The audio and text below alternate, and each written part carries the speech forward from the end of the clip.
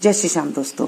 आज हम बैसाख मास के 10वें अध्याय का पाठ का श्रवण करेंगे जो विष्णु भगवान को अति प्रिय है। दोस्तों ये महीना बहुत ही महान पुण्य का है, तो आप ये पावन अवसर पर इसे जरूर इसका लाभ उठाएं और औरों को भी लाभ उठाने दें, क्योंकि जब हम औरों को शेयर करते हैं, सुनाते हैं ना, तो हमें भी उनका 16वां हिस्सा प्राप्त होता है। जो मेरे पुराने सब्सक्राइबर है उन्हें तो पता है, अगर आप नए हैं तो प्लीज इसे जरूर शेयर कीजिएगा ताकि औरों का भी लाभ हो और साथ में हमें भी उसका लाभ मिले। तो चलिए शुरू करते हैं 10वां अध्याय। चलो, विष्णु भगवान की जय, बैसाख मास की जय, बैसाख महात्म की जय। मैथिल बोला, हे ब्राह्मण, आपने कामदेव की स्त्री रति का चरित्र सुनाया, अब कृपया अशून्य शयन व्रत धारण करने की विधि कहिए। इसमें क्या दान होता है, कैसे पूजन किया जाता है तथा उसका क्या फल होता है। यह सुन सुरदेव कहने लगे, हे राजन, इसका विधान श्री हरि भगवान ने लक्ष्मी जी से कहा था, वह सब मैं तुम्हें सुनाता हूँ, जिससे श्याम वर्ण लक्ष्मीपति जगन्नाथ संपूर्ण पापों को नाश कर प्रसन्न हो जाते हैं। हे महीपते, सोने व चांदी की मनोहर मूर्ति बनवाएं, पीताम्बर धारण कर सुंदर बनमाला से सजाएं, पुष्पों और सुगंधित द्रव्यों से पुरुषोत्तम भगवान का श्रावण शुक्ला द्वितीया से 4 मास तक प्रतिदिन पूजन करें और ब्राह्मणों को शय्यादान वस्त्र दान करे और ब्राह्मणी सहित भोजन करावे। फिर मार्गशीर्षादि मासों में पूर्ववत रक्त वर्ण हरि भगवान का रुक्मणी सहित ध्यान कर पूजन करे। ऐसे ही चैत्र मास में 4 मास तक भूमि पर आसन बिछा भक्ति से हरि भगवान का पूजन करे और आषाढ़ की द्वितीया के दिन समाप्त करे। उस दिन अष्टाक्षर ओम नमो नारायण इस मंत्र से हवन करे। मार्गशीर्षादि मासों में पारायण के दिन विष्णु गायत्री नारायण विद्महे इस मंत्र से हवन करे और भक्ष भोक्षादि 4 प्रकार के भोजन करे और चैत्रादि मासों में सहस्त्र शीर्षा इस पुरुषोक्त मंत्र से हवन कर पंचामृत खीर धृत पक्का मालपुआ भोग के लिए करावे और लक्ष्मी नारायण को स्नान करा बीच में श्री कृष्ण जी की सोने व चांदी की मनोहर मूर्ति रख भोग लगावे। फिर केशवादी नाम से ब्राह्मणों को भोजन करा, श्रद्धा अनुसार 2 वस्त्र और अलंकारों से पूजन करके मालपुआ ब्राह्मणों के निमित्त 12वें दिन दे। फिर पूर्व कल्पित प्रतिमाओं को संपूर्ण अलंकारों से आभूषित कर आचार्य को दे और सैया का संकल्प करे। ऊपर लक्ष्मी नारायण का विधिवत पूजन करे, कांसे का पात्र दे और ब्राह्मणों को भोजन करावे। दान मंत्र है, हे जनार्दन, जैसे आपकी सैया लक्ष्मी से अशून्य है, वैसे ही हे केशव, इस सैया दान से मेरी सैया शून्य हो। इस प्रकार भगवान की पूजा कर आप भोजन करें। इस व्रत को पुरुष, सौभाग्यवती स्त्री अथवा विधवा अशून्य शयन के निमित्त धारण करे। जो मनुष्य विष्णु धाम जाने की इच्छा करता है उसको यह व्रत अवश्य करना चाहिए। इसके करने से जगन्नाथ भगवान प्रसन्न होते हैं, देव दुर्लभ कार्यों की सिद्धि होती है और अनेक प्रजाओं की वृद्धि होती है। अतः जैसे भी बने यह व्रत अवश्य करें। यह वर्णन हो गया, अब तुझे और क्या सुनने की इच्छा है वह बता।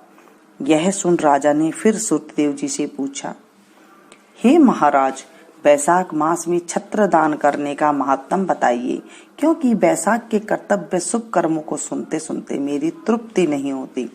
राजा के ऐसे वचन सुन सुरदेव जी राजा से कहने लगे कि छत्र दान का फल की एक प्राचीन कहता हूँ। सतयुग में एक हेमकांत नाम का बंगाल देश के राजा कुशकेतु का पुत्र था। वह बड़ा बुद्धिमान तथा बलवान था। वह एक दिन शिकार खेलने गया। वहां घने वन में अनेक प्रकार के मृग और सुकरों को मारता हुआ थकने पर दोपहर को मुनियों के आश्रम में पहुंचा, जहां सतर्ची नामक ऋषि व्रत में वगन समाधि लगाए ध्यान कर रहे थे। इससे उनको पता न चला कि आश्रम में कौन आया है। अतः ऋषि ने उठकर राजा का सम्मान नहीं किया, जिससे क्रोधित हो राजा ने उन्हें मारने को उद्धत हुआ। तब ऋषि के 10 सहस्त्र शिष्यों ने उसे रोका। क्रोध से विवल होकर राजा कहने लगा, हे ब्राह्मणों, मैं थक गया हूँ, तुम मेरा आतिथ्य सत्कार करो, परंतु गुरु की आज्ञा के बिना क्या सत्कार करें। ऐसे शिष्यों से सुन राजा ने उन्हें मारने के लिए धनुष उठा लिया और अत्यंत क्रोध कर बाण छोड़ने लगा। तब शिष्य भागने लगे। उनमें से 300 शिष्यों को मार डाला और आश्रम में रखी हुई वस्तुओं को पाप बुद्धि सैनिकों ने ले लिया और खूब भोजन किया। जब सायंकाल के समय राजा सेना सहित पुरी में आया और उसके पुत्र कुशकेतु ने इस दुष्ट व्यवहार को सुना तो बेटे की निंदा कर पुरी से बाहर निकाल दिया। तब हेमकांत व्याकुल हो गहन वन में चला गया। वहां उसे ब्राह्मणों की हत्या सताने लगी।